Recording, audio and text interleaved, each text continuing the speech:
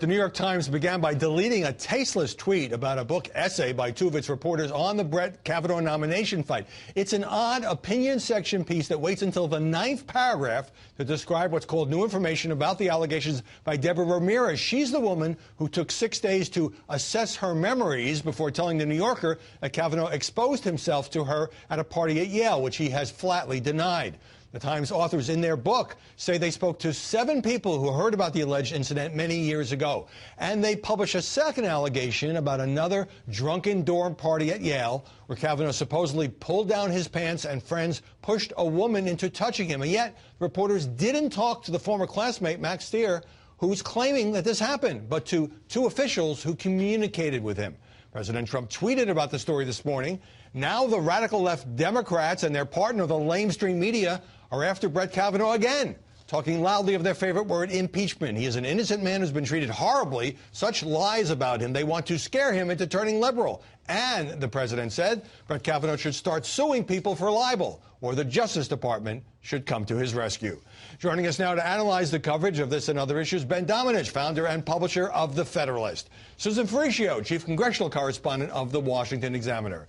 And Jeannie Zaino, professor of media and government at Iona College. Ben, we haven't read the book, but is it fair for the New York Times to have the reporters, Robin Pogrebin and Kate Kelly, drop this into an analysis piece, a charge of this magnitude against a sitting Supreme Court justice, without the backup that ordinarily is required of a hard news story? Absolutely not, Howie. And there's a number of things that, frankly, they leave out that they ought to have included, things that are, in some cases, included in the book in a very quiet way. They just kind of go right past the point that you made in your open, that this accuser, this supposed second accuser, is not someone who actually is making this claim, that this is being claimed by someone at a remove. They also don't make clear who Max Stier is, namely that he and Brett Kavanaugh have been on the opposite side doing battle in the past. He's not just some... Specifically how? They've been on the opposite side of the Clinton-Lewinsky battle, where they clearly had, an experience of opposition.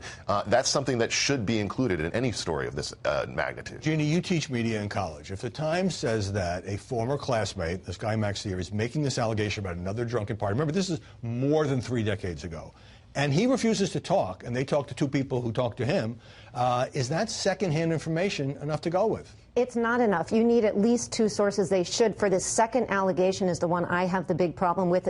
They say there is this allegation out there, but the person who's making it we haven't been able to talk to, but we talked to officials who talked to this person. That is not enough to print it, particularly in the newspaper. Part of the problem here is they are taking an excerpt from a book that they are advertising on behalf of these reporters, sticking it into the newspaper in the opinion section, and using that as a basis to make these allegations. I think both of those things are problematic journalistically. Susan, these may be lies, as the president says, but we don't know. The book hasn't been released yet, but it's 2 journalists reporting a book.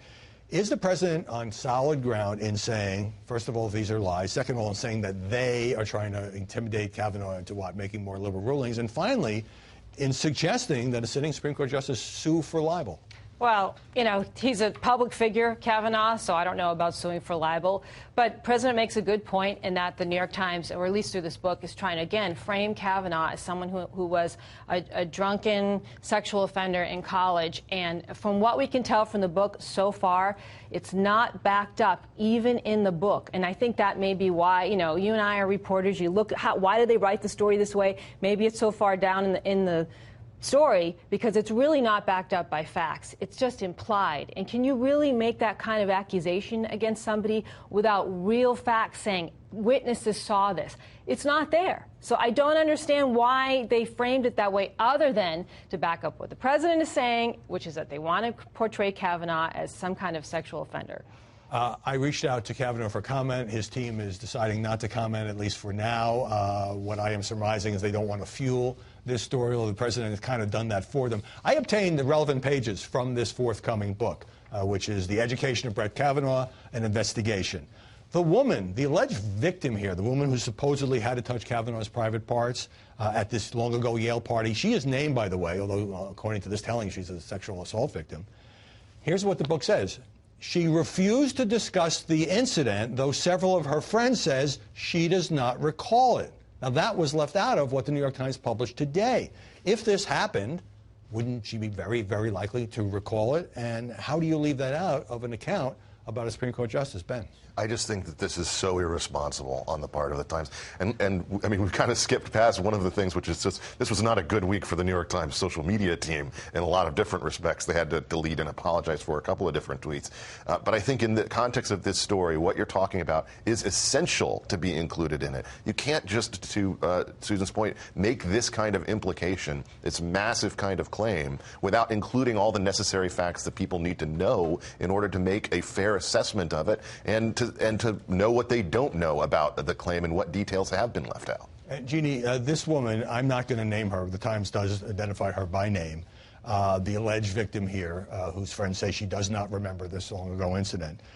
She does have, the book by the two Times reporters does quote a, quote, written statement by her. It's not about this. It's about vouching for her friend Deborah Ramirez, saying she's honest and has integrity. It's not clear whether the written statement was made to the authors or they obtained it from some other venue.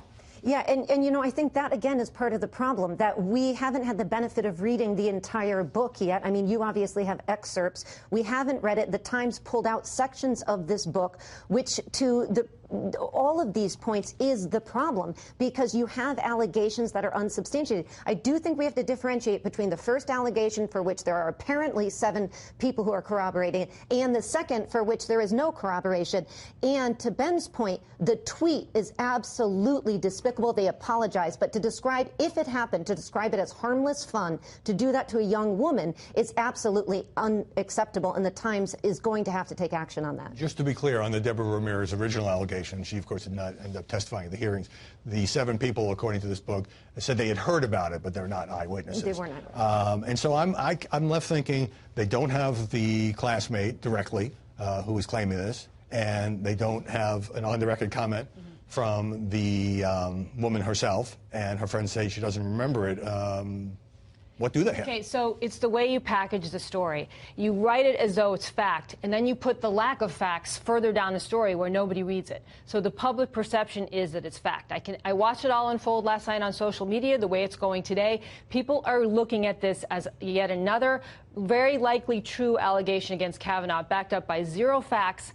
It's changing the narrative, and it's really about the media's own accountability here. Are we going to keep writing stories like this, reporting stories like this based on our own political biases to target people or support people, depending on whether we like them or hate them? Reporters need to write about facts, and that's what they were supposed to do here. Right. Well, obviously, many of us will have more to say after we've actually